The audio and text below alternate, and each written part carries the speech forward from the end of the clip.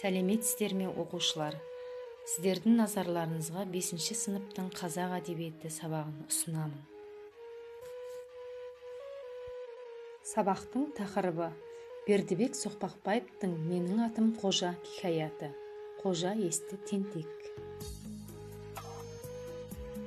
Сабақтың оқу мақсаттары: көркем шығармадағы кейіпкерлер портреті мен іс-әрекеті арқылы образын ашу. Шығармадағы кейіпкерлерді өзіндік құндылығы тұрғысынан талдап, әдеби эссе жазу. Оқушылар, «Менің атым Қожа» хикаятынан бейне жазбаға назар аударайық. Шығарманың бас кейіпкері бүкіл мектепке атышулы соткар Қожа. Бар ынтасын салып, жақсы болуға тырысады. Әкеден жетім қалған Қожаберген үйіне келіп жүретін Қаратайдан шешесін қызғанады. Қадыр ауылда аса сыйлы азамат болған. Қожа соның артында қалған жалғыз тұяға. Өзінің алаң ғасырлығынан әкесінің абыройын шелектеп төктім деп уайымдайды. Досы Сұлтан екеуі неше түрлі қызық оқиғаларды бастарынан кешіп, аяқ астынан талай іске шатылады. Дегенмен Қожа ашық мінезді, арам пиғылы жоқ, ақ көңіл бала. Қожа есер емес, есті тентек. Бір көрген адамға жаман, тәртібі нашар бала болып көрінгенмен, кейін мүлде өзгеріп, үлгілі болу үшін өзіне үлкен мақсат міндет қойып, бұзақылық жасаудан бір жола бас тартады. Бердібек Соқпақбаев жазған дүниелердің ішінде жұртқа көбірек танылғаны «Менің атым Қожа» повесі.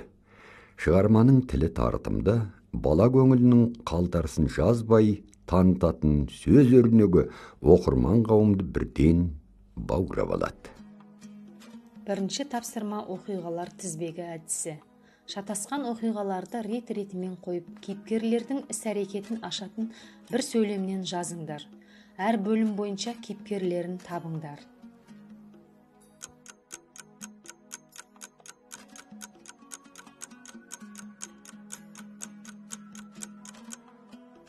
Жарайсыңдар.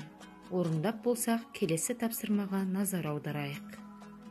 Екінші тапсырма концептуалды кесте әдісі арқылы оқулықтан кейіпкерлердің іс-әрекеті мен мінезіне сипаттама беріңдер. Кейіпкерлер: Қожа, Майханова Сәбира, Жантас.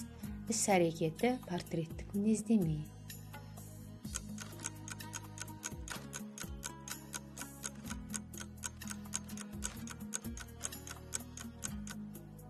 Жарайсыңдар. Орындап болсақ, келесі тапсырмаға назар аударайық. Үшінші тапсырма Қожаның тәртіпсіздіктен бас тартып, адам болуға бет бұрған қадамын көрсететін іс-әрекетін өзіндік құндылығы тұрғысынан талдап, эссе жазыңдар.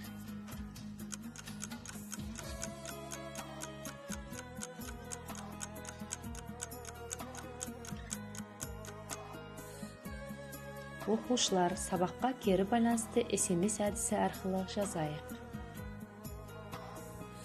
Оқу тапсырмасы Қожаға хат жазып келу. Сенің адамгершілігің бар бала екендігіне сенемін, Қожа. Көлемі 100-150 сөз болсын.